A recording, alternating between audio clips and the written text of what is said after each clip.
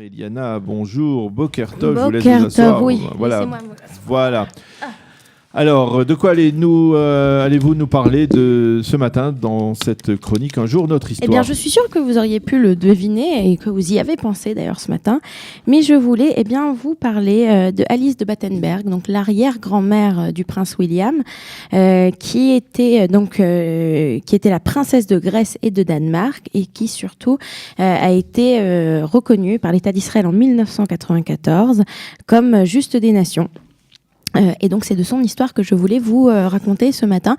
Il faut dire que dans l'histoire de la Seconde Guerre mondiale, on a en mémoire de façon très vive et la famille britannique, la famille donc royale britannique et la famille royale hollandaise qui ont été particulièrement actives dans la résistance à la botte nazie. Mais on a aussi deux reines, deux princesses plutôt, qui ont particulièrement fait pour les Juifs. On a la princesse de Roumanie, Sophie de Roumanie, et la mère du roi Michel Ier, et on a Alice de Battenberg, et c'est donc d'Alice de Battenberg dont j'aimerais vous parler ce matin. Alors Alice de Battenberg est née est née au château de Windsor le 25 février 1885 en Angleterre. Il faut comprendre qu'à cette époque, les familles sont toutes entremêlées, on va dire ça comme ça. Et donc, elle est déjà en famille, c'est une arrière-petite-fille de la reine Victoria.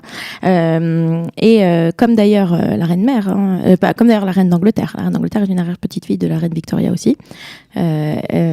Ouais. D'accord. Ouais. Elle a une particularité, c'est qu'elle est sourde de naissance. Elle va grandir en Allemagne puisque son père, elle naît comme Alice de Battenberg, donc de la famille de Battenberg.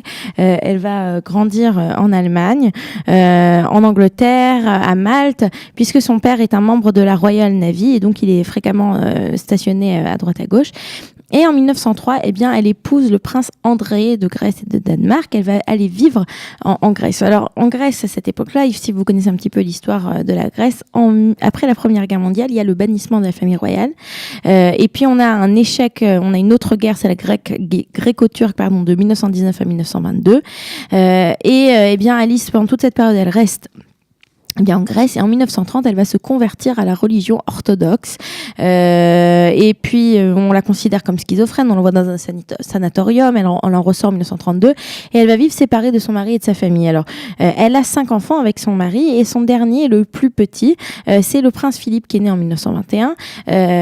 Il faut raconter en fait que quand la Seconde Guerre mondiale arrive, on a la famille qui est un petit peu divisée puisque le prince Philippe a en fait 4 sœurs et toutes ces sœurs sont mariées plus ou moins avec de la noblesse allemande, et il va se trouver que pendant la Seconde Guerre mondiale, le prince Philippe lui va servir sous l'étendard anglais, donc chez les Alliés, tandis que tous ses beaux-frères eux vont se battre, vont faire partie de l'armée allemande.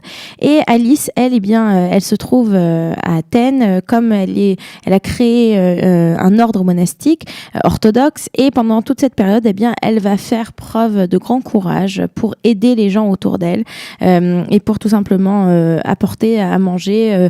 Elle utilise ses relations en tant que faisant partie de la noblesse.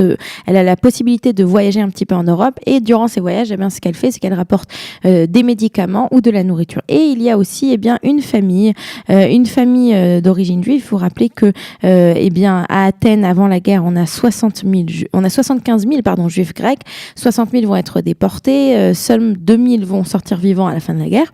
Et elle va cacher donc chez elle une femme juive qui s'appelle Rachel Cohen, ainsi que 2 de ses 5 enfants. Alors, il faut rappeler que son mari, qui s'appelait Chaimaki Cohen, qui était un juif de Salonique, avait rendu un service au roi Georges Ier de Grèce, donc le beau-père de la princesse. En retour, le monarque avait proposé de lui rendre n'importe quel service. Ça nous rappelle quelque chose, d'histoire peut-être de Pourim. Et lui n'avait rien demandé à cette époque. Et c'est son fils qui, pendant la vague d'arrestation nazie, va aller trouver la princesse Alice et va lui demander de la sauver. La princesse Alice, qui est l'une des 2 seuls membres de la famille souveraine qui va être présente dans la capitale pendant toute la période de la guerre. Et c'est ainsi que cette famille va être sauvée.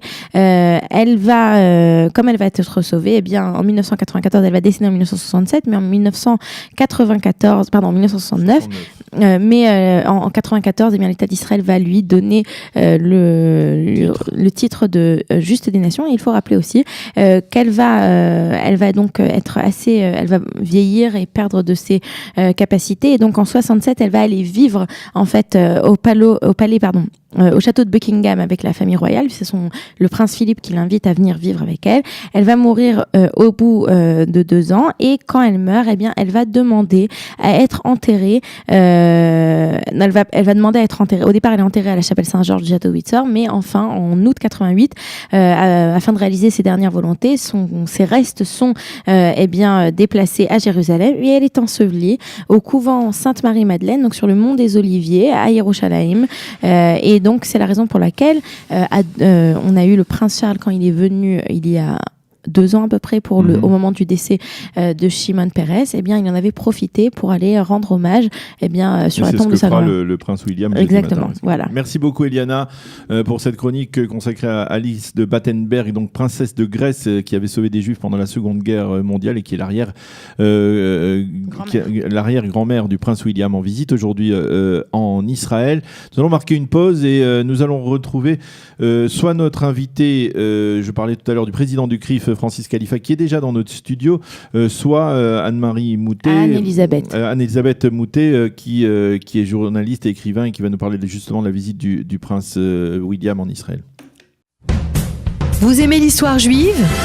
Retrouvez Liana Gurfinkel dans Un jour notre histoire sur Studio Kalita, c'est tous les matins, pour découvrir ensemble les événements et les personnages qui ont fait notre histoire.